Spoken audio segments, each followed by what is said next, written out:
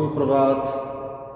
माँ शारदे को नमन करते हुए बगरू महिला निजी महाविद्यालय की ऑनलाइन कक्षाओं की कड़ी में सभी विद्यार्थियों का हार्दिक स्वागत एवं अभिनंदन।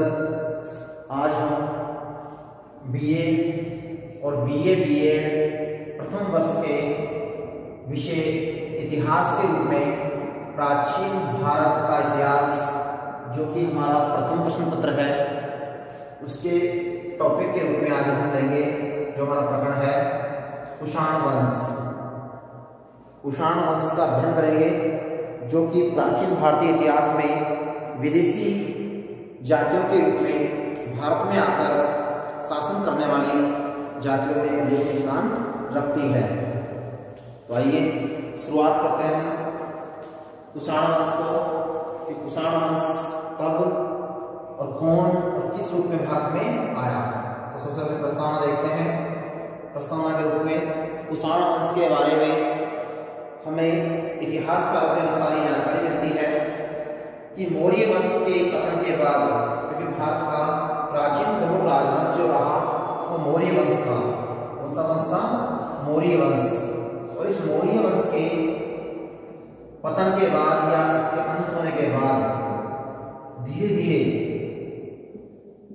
पतन के बाद भारत की राजनीतिक एकता कमजोर हो गई और भारत की जो राजनीतिक अस्थिरता का वातावरण था, उसी समय राजनीतिक अस्थिरता जिसको कह सकते हैं, उस अस्थिरता के वातावरण में कई जातियों ने भारत में प्रवेश किया, जिनमें समय समय के अनुसार उन्होंने भारत पर आक्रमण किए, जो कि भारत से विदेशी के रूप में वो भारत में आए। उन विदेशी आक्रमणों में यूनानी, शक, देखो कौन कौन से आक्रमण है? यूनानी, शक, सातवाहन जो पढ़ चुके हैं, यूनानी, शक, सातवाहन और कुषाण प्रमुख थे, जिन्होंने भारत में अपनी सत्ता को स्थापित किया। एवं कुषाण, तो याद रहे ये वो विदेशी जातियां थी जिन्होंने भारत में आकर राजनीतिक अस्थिरता का लाभ उठाकर, क्योंकि मौर्य वंश के पतन के बाद भारत जो है वो राजनीतिक रूप से कमजोर हो चुका था, बिखर चुका था, और उसी का फायदा विदेशी आक्रांताओं के रूप में विदेशी जातियों ने उठाया, जिनमें सबसे पहले यूनानी आए।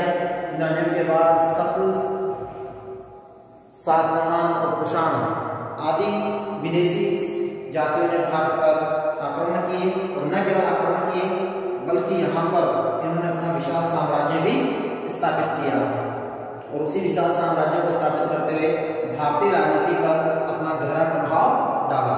तो ये था परिचय का प्रस्तावना के रूप में कि कुषाण कहाँ से आए और क्या थे, कौन थे। याद रहे कि विदेशी जाति के रूप में थे। विदेशी जाति के रूप में इन्होंने भारत पर आक्रमण किए, उसमें कुषाणों का स्थान महत्वपूर्ण माना जाता है। अब करेंगे पॉइंट में बात, कुषाण कौन, अर्थात कुषाणों का मूल स्थान क्या था और कुषाण कहाँ से थे। देखिए इस पॉइंट के संदर्भ में भी हम बात करें तो कुषाणों के बारे में विद्वानों में एक राय नहीं है। इतिहासकार में अलग अलग स्थान का निवासी अर्थात मूल स्थान जो है इनका अलग अलग बताते हैं।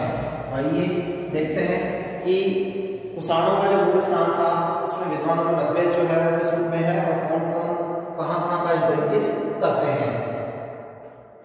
तो विद्वानों में मतभेद होने के कारण कुषाणों के बारे में ये विशेष रूप से माना जाता है, जिसमें अनेक विद्वान ये तर्क देते हैं कि कुषाण तुर्क या मंगोल है। उनको क्या माना गया है? तुर्क या मंगोल, ये कई विद्वान को ये मानते हैं। तो ये अपने आप में एक तर्क है इनका कि कुछ लोग इनको इतिहासकारों के रूप में तुर्क या मंगोल की संख्या देते हैं, जबकि अन्य इतिहासकारों के अनुसार इनको अलग अलग रूपों में स्वीकार किया है। जैसे कुषाणों को अनेक विद्वानों ने तुर्की शासक के रूप में स्वीकार किया, अनेक विद्वानों ने इसको तुर्की शासक के रूप में इनको स्वीकार किया है। ये अपने आप में एक बात महत्वपूर्ण है कि अनेकांश विद्वान जो है तुर्की शासक के रूप में स्वीकार करते हैं, जबकि कुछ आधुनिक विद्वान है वो कुषाणों को पश्चिमी चीन का जो पश्चिमी भाग है गोभी का मरुस्थल जो है प्रदेश, वहां का निवासी बताया है। तो कुछ उनका निवास स्थान क्या बनाते हैं, निवास स्थान, जिसको मूल स्थान कह सकते हैं। उसके संदर्भ में भी इनको कहां का बताया गया है, चीन का बताया गया। चीन में रेगिस्तान है, गोभी का मरुस्थल जहां पर है उस पश्चिमी भाग में इनका प्रदेश बताया गया है, जिनको मंगोल जाति के रूप में या यूची जाति के रूप में उल्लेखित किया है। तो चीन का जो प्रदेश है उसमें मंगोल प्रदेश विशेषता, इनको यूची की संख्या भी दी गई है, ठीक है। यूची जाति भी इनको कहा गया है।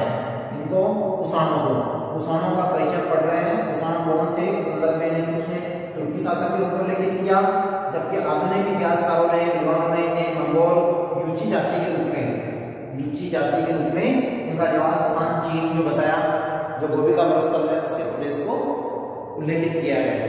साथ ही साथ कुषाणों के बारे में प्राचीन इतिहास में भी उल्लेख मिलता है, जिसमें चीनी ग्रंथ जो है वो विशेष रूप से कुषाणों का उल्लेख करते हैं। चीनी इतिहासकारों के अनुसार इनको यूची जाति का निवासी माना गया है, अर्थात यूची जाति के रूप में स्वीकार किया गया है, जो कांसू प्रदेश के निवासी थे।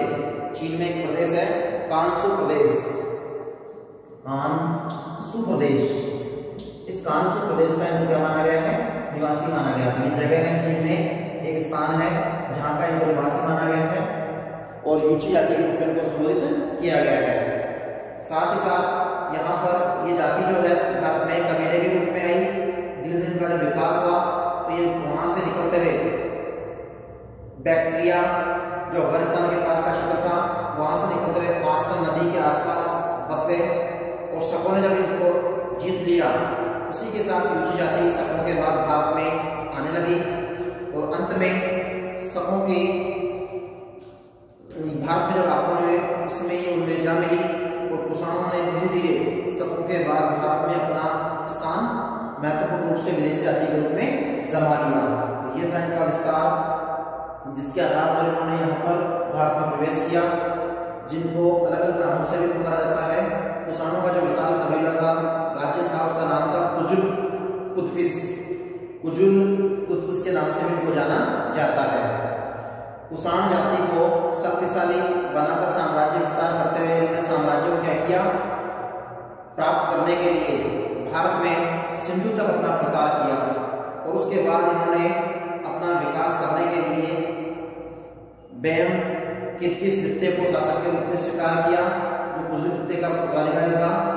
वह भी पिता की भांति वीर और योग्य था और उसने भारत में क्या किया, उत्तर प्रदेश और मध्य भारत और पश्चिमी पंजाब तक अपना प्रदेश पर अधिकार कर लिया और उसी के साथ साथ धीरे धीरे इन्होंने यहाँ पर साम्राज्य विस्तार करते हुए अपने नाम से सिक्के ढालना भी शुरू कर दिया।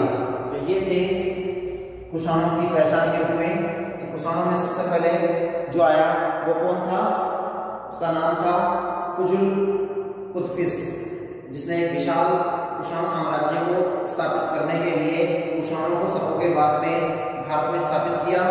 तत्पश्चात उसकी मृत्यु के बाद उसका पुत्र जो कि बैम कुतुबुस के नाम से या द्वितीय के नाम से शासक बना और उसने भी पिता की भांति यहाँ पर वीरता और योग्यता का परिचय दिया और भारत में पंजाब और उत्तर प्रदेश और उसके आसपास के क्षेत्रों पर कुषाणों ने अपना प्रभाव बनाया। तो ये थे कुषाणों का परिचय, अर्थात अपने आप में कुषाण कौन थे जो कि विदेशी जाति के रूप में भारत में आए थे। अब है आगे, उनकी मृत्यु के बाद इस वंश का तीसरा प्रतापी शासक कनिष्क हुआ। तो हम अगर शासकों की बात करें तो तीसरे नंबर पर कनिष्क का नाम महत्वपूर्ण आता है। अर्थात कुषाण वंश का प्रमुख शासक अगर बात करें तो प्रमुख शासक कौन था, तो प्रमुख शासक में किसका नाम आता है, कनिष्क का नाम आता है। तो कनिष्क जो था उस कनिष्क के द्वारा महत्वपूर्ण रूप से कुषाण वंश को आगे बढ़ाने के लिए उल्लेखनीय कार्य किए गए, इसलिए इस वंश का एक प्रतापी और महत्वपूर्ण शासक माना जाता है। कौन से वंश का, कुषाण वंश का प्रमुख शासक कनिष्क को उल्लेखित किया जाता है। इसलिए हम अगर जो पॉइंट हमारा वो है सम्राट के रूप में कनिष्क को हम पढ़ेंगे। कनिष्क किस रूप में था, सम्राट के रूप में था और किस प्रकार इसने अपनी शक्ति को प्रदर्शित किया। तो ध्यान से सुने, सम्राट बनने के बाद कनिष्क ने इतिहास में कुषाण वंश को गौरवपूर्ण स्थान प्रदान किया, जिसमें कनिष्क की महानता का परिचय हम उसके निम्न पॉइंटों के आधार पर बता सकते हैं। जो उसमें अपने आप में महत्वपूर्ण है। जैसे अगले पॉइंट जो आएंगे कनिष्क की योग्यता को सिद्ध करने वाले बिंदु है, जिसमें कनिष्क का दिग्विजय अभियान में उसने पूरे भारत को जीतने की जो योजना बनाई और चारों दिशाओं में अपनी सेना को भेजकर राज्यों पर जो अधिकार किया वो अपने आप में उसका दिग्विजय अभियान माना जाता है। उसी के साथ साथ कनिष्क ने साम्राज्य विस्तार किया और साम्राज्य विस्तार के साथ साथ उसने जो शासन प्रणाली बनाई वो भी अपने आप में महत्वपूर्ण है। उस शासन प्रणाली के आधार पर इसे कुषाण वंश का प्रमुख शासन स्वीकार किया जाता है। उसी के साथ साथ कनिष्क ने जिस धर्म का आचरण किया वो धर्म भी अपने आप में महत्वपूर्ण था, जिसको कुषाण वंश के शासक कनिष्क के द्वारा आगे चरम सीमा पर पहुंचाया गया। तो हम एक एक का विस्तार से अध्ययन करेंगे। सबसे पहले हम सम्राट कनिष्क के बारे में जानेंगे कि सम्राट कनिष्क एक महान भारतीय शासक था। इसे कुषाण वंश का सबसे प्रतापी शासक एवं प्रभावशाली शासक स्वीकार किया गया है। कुषाण भारतीय समाज और संस्कृति का वह राजवंश है जिसमें कनिष्क के काल में भारतीय इतिहास में गौरवपूर्ण इतिहास के रूप में उल्लेखित किया गया है। कनिष्क ने 125 ईसा पूर्व या 144 ईसी के लगभग आरंभ किया शासन का स्वरूप या शासन का संचालन, किंतु अनेक विद्वान जो है इसमें मतभेद करते हैं और कनिष्क के समय को 78 ईस्वी से आरंभ मानते हैं, जहां से संवत की शुरुआत हुई। 78 जो संवत है वो अपने आप में कनिष्क के समय की पहचान को इंगित करता है। संवत उस समय से इसके शासनकाल को उल्लेखित करते हैं। तो ये था कनिष्क का शासनकाल का समय, जिसमें 78 ईस्वी के समय में संवत जारी किया गया। उसका शासनकाल 101 या 102 ईस्वी के आसपास तक रहा। कनिष्क की सही तिथि और सही शासनकाल के बारे में इतिहासकारों में मतभेद है, अर्थात सही समय का अभाव है। इसीलिए कनिष्क को 78 ईस्वी के शक संवत के नाम से जाना जाता है, अर्थात शक संवत जो रहा 78 ईस्वी का, उस शक संवत के समय में भारत में जो शासन किया वो कनिष्क के द्वारा किया गया। तो कनिष्क का शासनकाल 78 ईस्वी के लगभग का माना गया है, क्योंकि इसके इतिहासकारों में मतभेद है उनके समय को लेकर। अब पढ़ते हैं कनिष्क का दिग्विजय अभियान। कनिष्क ने जो जीतने के लिए राज्यों पर जो अधिकार किए, युद्ध लड़े, वो किस रूप में थे? चौतरफे थे, चारों दिशाओं में इसने अपनी सेना का विस्तार किया और सेना को भेजकर उसने दिग्विजय के रूप में अपनी विजय को सफल बनाया और उसी के साथ साथ उसने साम्राज्य का विस्तार किया। तो देखिए कनिष्क का दिग्विजय अभियान। कनिष्क अत्यंत ही महत्वाकांक्षी शासक था। वह अपने पिता की और पितामह, पिता कौन? वैम कदफिस द्वितीय और पितामह कौन? कुतुफिस।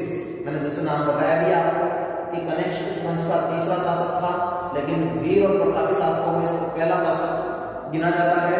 जबकि इसके दादा जो थे कुतुफिस थे, पिता जो थे वैम कुतुफिस द्वितीय थे और उनके पश्चात ये तीसरे नंबर का शासक था, जो अपने आप में महत्वाकांक्षी था और पिता और पितामह के द्वारा जो स्थापित साम्राज्य था उसको विस्तृत करने का इसका मुख्य लक्ष्य था। उसको ध्यान में रखते हुए इसने दिग्विजय करने का निश्चय किया और उत्तर और दक्षिण पूर्व तीनों दिशाओं में अनेक युद्ध जीतकर साम्राज्य को उसने क्या किया? विस्तृत किया। विशेष रूप से इसने पश्चिम दिशा में सफलता प्राप्त की। भारत के पश्चिमी क्षेत्र पर उसने अपने शासन का विस्तार किया। याद रहे दिग्विजय अभियान में पश्चिमी जो दिशा थी, उस पश्चिमी दिशा में विशेष रूप से इसने अपने साम्राज्य को विस्तृत किया। तो इसलिए पश्चिमी साम्राज्य जो था वो अपने आप में क्षेत्र के आधार पर इसका विशाल था, जिसमें पंजाब और उसके आसपास के क्षेत्रों पर इसने अधिकार किया। अब पढ़ेंगे कनिष्क का साम्राज्य कहाँ फैला हुआ था। कनिष्क के साम्राज्य को भारत के बाहर अफगानिस्तान, बैक्ट्रिया, कासगर, खोतान ये वो प्रदेश है जहाँ पर फैला हुआ था और यारकंद आदि स्थानों पर भारत से बाहर कनिष्क का साम्राज्य फैला हुआ था। तो कनिष्क के साम्राज्य को अगर बाहर की तरफ देखें तो अफगानिस्तान के आसपास के जो क्षेत्र थे वहाँ इनका फैलाव था, जिसमें विशेष रूप से अफगानिस्तान, बैक्ट्रिया, कासगर, खोतान और यारकंद जो जगह थी वहां पर इसका साम्राज्य विस्तृत था।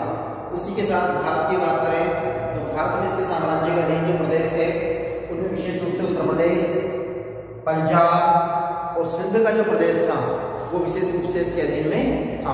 तो पूछा जाए कि पश्चिमी साम्राज्य में कनिष्क का साम्राज्य कहाँ तक फैला हुआ था, तो उत्तर प्रदेश, पंजाब और सिंध के आसपास का क्षेत्र जो था वो कनिष्क के अधिकार में था। तो ये था उसका साम्राज्य विस्तार, जिसमें भारत और भारत के बाहर का विशेष रूप से उल्लेख है, जिसमें भारत से बाहर अफगानिस्तान, बैक्ट्रिया या अरगंद आदि जो स्थान थे, खोतान, ये स्थान जो थे उसके पड़ोसी भारत के संदर्भ में थे, जबकि भारत के अंदर उसका पश्चिमी भारत में विशेष रूप से प्रभाव था। उत्तर प्रदेश जो मध्य में है, उससे बढ़ते हुए फिर पंजाब जो पश्चिम में है, और बिल्कुल पूरे उत्तर पश्चिम में सिंध जो था वहां तक के प्रदेश तक इसका क्षेत्राधिकार था। अब पढ़ेंगे कनिष्क की शासन प्रणाली। कनिष्क ने जो शासन का संचालन किया वो किस रूप में किया, इसकी शासन प्रणाली में क्या गुण थे। देखिए कनिष्क की शासन प्रणाली जो थी वो सारनाथ के जो स्तंभ लेख है उससे ज्ञात होती है। उसके अभिलेख में कनिष्क के शासनकाल का भी उल्लेख मिलता है, जिससे उसके शासन प्रबंध को हम भलीभांति जान सकते हैं। जिसमें कनिष्क ने जो शासन चलाया उसने शासन को विकेंद्रीकृत करते हुए शासन को केंद्रीय शासन और प्रांतीय और स्थानीय शासन के रूप में बांटकर शासन का कुशल संचालन किया। उसके इस कुशल संचालन के कारण उसका शासन प्रबंध जो है विशेष रूप से उल्लेखनीय माना जाता है। जैसे उदाहरण के रूप में देखें तो कनिष्क ने शासन को अलग अलग भागों में बांटकर केंद्रीय शक्ति अपने पास रखी, प्रांतीय शक्ति के रूप में उसने मंत्रियों में बांटकर उनको अलग अलग विभाग और उनको पदों पर नियुक्तियां देकर कुशल शासन का संचालन किया। कनिष्क के साम्राज्य में उसकी राजधानी जो थी वो पेशावर, इसका नाम था पुरुषपुर। याद रहे कनिष्क की जो राजधानी थी वो कौन सी थी, पेशावर। पेशावर इसका पुरुषपुर के नाम से भी नाम है, पेशावर उसकी राजधानी थी। राजधानी जो उसने बनाई कनिष्क ने वो कौन सी बनाई, पेशावर को बनाया, इसको पुरुषपुर के नाम से भी जाना जाता है। ये उसकी राजधानी थी कनिष्क के शासनकाल की, जिसमें पेशावर के नाम से उसको उल्लेखित किया जाता है। तो ये था कनिष्क का शासनकाल और उसकी शासन प्रणाली, जो अपने आप में उचित शासन प्रणाली के रूप में जानी जाती है, जिसमें उसने लोकतांत्रिक विकेंद्रीकरण के आधार पर शक्तियों को जैसे बांटा जाता है, उसी प्रकार उसने शासन की सत्ता को अलग अलग भागों में बांटा हुआ था। सबसे पहले केंद्रीय शासन, केंद्रीय शासन में स्वयं के नेतृत्व में शासन का संचालन किया। दूसरा प्रांतीय शासन में उसने सत्ता को प्रांतों में मंत्रियों को बांट दिया, वहां पर उनको उनके उत्तराधिकार और योग्यता के आधार पर नियुक्ति की। तीसरा जो है स्थानीय शासन,